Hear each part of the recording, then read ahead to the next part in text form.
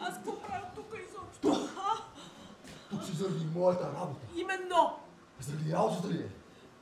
Ти виждал ли си ме някога по-нещастна? Виждал ли си ме някога по-нещастна? Знаеш ли какво правех аз?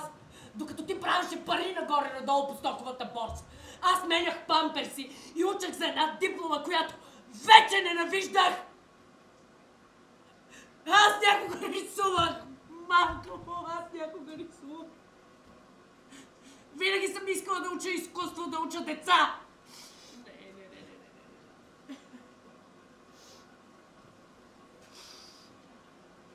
Връщаме се в България.